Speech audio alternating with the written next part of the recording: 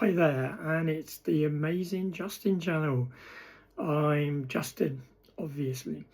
So anyway, we are going through my book, A Boy Called Richard Who Became a Man of God Called Justin. So we're going through chapter 8, and chapter 8 is called Engagement with Jane. So back some years ago, I was living in Worthing, and I was working as a chef in a nursing home, and just temporarily. And I was cooking Sunday roast dinner for the residents, and this beautiful girl came in, about 30 something, and her name was Jane, and she introduced herself, and she said, like, hi, I hear your name's Justin. You're the new chef. I said, yes, I am. And she said, oh, okay. I'm just wondering, I'm really hungry. Is it possible you can make me a cheese and tomato sandwich? And I said, yeah, sure. Do you want any ham in it? She went, no, I'm a vegetarian. I was like, oh, okay.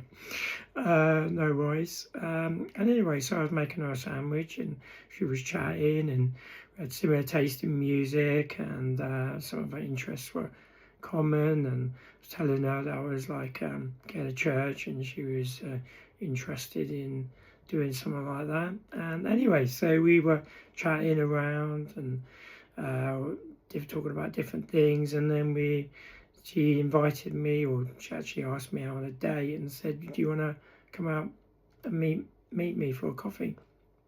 So I went, yeah, sure. So I said, how about we meet at the Cafe Nero?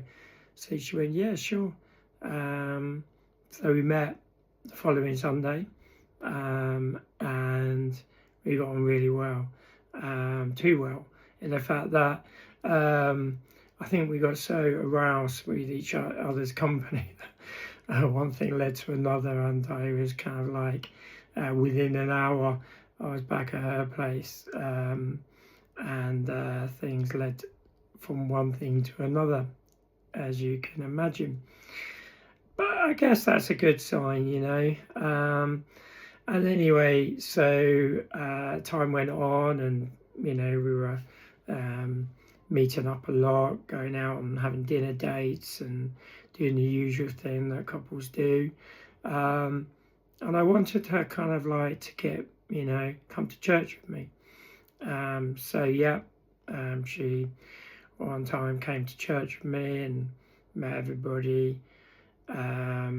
She knew that I was bisexual because I did tell her that at the beginning, but I was kind of wanting to lead a straight life.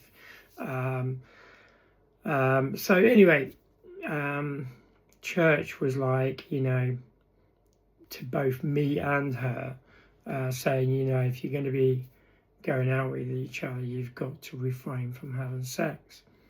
And obviously we were doing it quite a lot.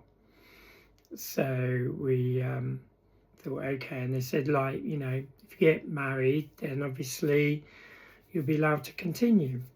So we thought, okay, well, sounds like a plan, but let's see what happened.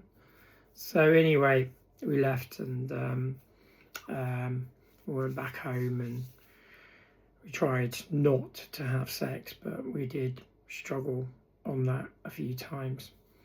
Anyway, we then decided that we couldn't really carry on doing this for long, so we decided that, you know, one of us needs to make a decision. So kind of like we knew it was on the cards, so I was kind of giving her like a bit of time and me with a bit of time. So I got her a ring.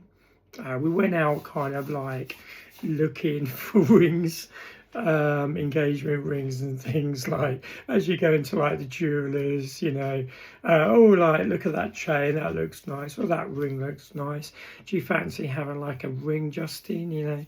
and kind of knowing what's going to happen. Anyway, one particular day I get the ring that I know that she likes, and I was in a restaurant.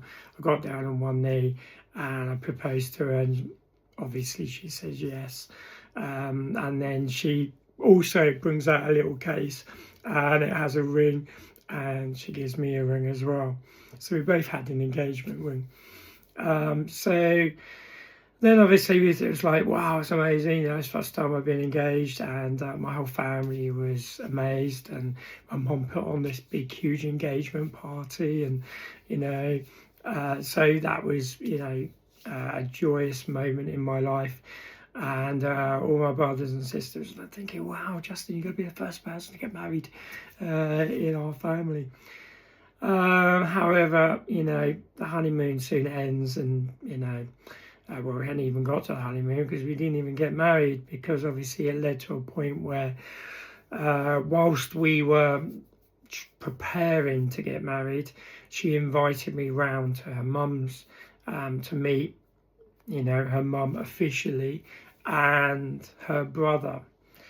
And her brother, ironically, his name is Richard, and he's openly gay. And so Jane invited me round, hoping that nothing would happen between me and him, and left with her mum to go looking for dresses. Now, obviously, Richard started coming on to me a bit, and I thought, yeah, he's pretty handsome. I thought, I can't do this, like, I'm going out with Jane. And he kept on, like, you know, trying to engage with me, and I was like, you know, I can't do this. Like, I don't mind being your, you know, friend as such, mate, but, you know, anyway, Jane came back round and just had a few more drinks, and then we left and went back home. Over a few weeks, Richard started texting me, and I was like replying back, and it was difficult because I did really find him attractive. But then Jane found the text messages, got rid of the text messages, deleted his telephone number, and said, don't talk to my brother. And I've told my brother not to talk to you. So obviously time went on, and obviously, you know, doing life and different things, I felt this kind of real strong urge, attraction for men. It's almost like I'm going out with a girl, but, you know, you're always kind of going for something you can't have.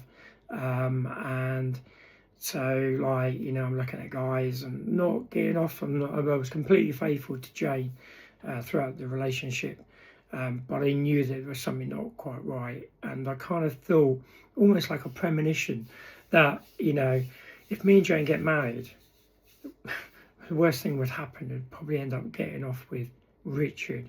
And you know, the where I'm supposed to be in the matrimonial bed with my wife, I'm, you know, playing around with Richard. And I thought, no, I can't do this. I can't have this weighing on me throughout my relationship. And with the church saying you can't have sex, and you know, and you can't be gay either, or bisexual, I felt like, you know, I just felt I didn't know where to turn, you know. I didn't know who was right and who was wrong, you know. And I was trying to tell the church, look, you know, I can be bisexual, I can have a relationship, but everyone seems to be against me. So anyway, we broke up, and I then went to live with my brother, and my brother was not impressed. He says, look, you can only stay here temporarily, but you're going to have to find somewhere else to live. And then one particular time I had so much kind of like mental health issues going on, and like condemnation, like almost like guilt, and in regards to you know, what's happened between me and Jane, and I didn't know whether it was okay for me to be bi, or is that the way God wants me to be.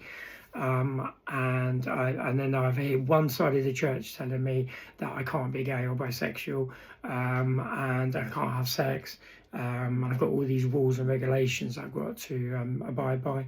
And then I found out, like, there's another church called the MCC Church, and they were saying it's okay to be gay. And then I've been thinking, like, yeah, but you know, people are fallible. People have got to make up their own minds and decisions. So I prayed and I prayed and I cried and I asked God, like, just give me a sign, show me something that tells me that, you know, you accept me for who I am and you love me for who I am. And I prayed and prayed, and literally on the third day, I got this voice in my head, and it said, Justin, go and turn the TV now in the front room. And I'm like, what? And then the voice came again, Justin, go and turn the TV now in the front room. A bit more urgency. And it was that same voice when I first heard God, Jesus, back when I was living in that flat, and told me that who's been praying for me all my life, and it was my mum. And then I went out and I saw those three people, three angels, and it was that same kind of voice. So I then went in to the front room, picked up the remote, turned on the TV, and I said, do I change any channels? And the God of voice said, no, Justin, just sit back and watch. And this guy appeared. He looked a bit like Colonel Sanders, white beard, white hair. And he had a cross on him. And he was talking about his testimony, about his life. And that he was in the Canadian Air Force. And he'd been in there for like 30 years. He met his male husband, his male partner. He'd been with him for 25 years. They got married in the church that he is now a minister of, and it's fully inclusive. And it was almost like that full kind of acceptance. And then I got a voice in my head and said, Justin, and there's your answer. And all my hair stood on end. And I was like, whoa, can't believe what's just happened. And then from that moment, I knew that God accepts me for who I am. And I felt like a sense of, doesn't matter what anybody else says, I know that God loves me and God made me who I'm meant to be. So then obviously told church this, and they didn't believe me. They just thought, you know, making things up or you're dreaming. My brother isn't, you know, didn't believe either, and he's like, right, I want you to leave. I don't want some gay lord living in my house.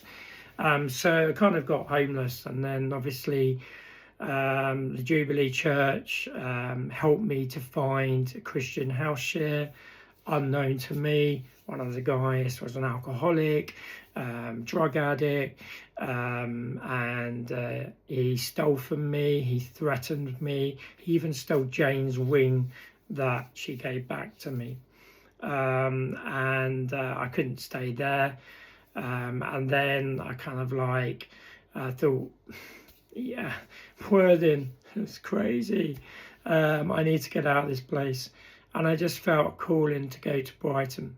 And then because I'd heard about this church, MCC, Metropolitan Community Church, I went there and I felt really at home. I felt accepted. I felt I could be myself. And I found a place to live. It was a gay house share. And yeah, you know, I then met this guy called Sam, who was 19. He's got like a medical condition, celiac disease. So obviously there were things that he couldn't really eat. And I brought him to Christianity through MCC Church. He got baptized in a swimming pool. And then the next chapter shows one of the biggest miracles that changed his life and proved to me that God is at work in our lives. So join me for chapter 9 in my next week's episode. Thank you.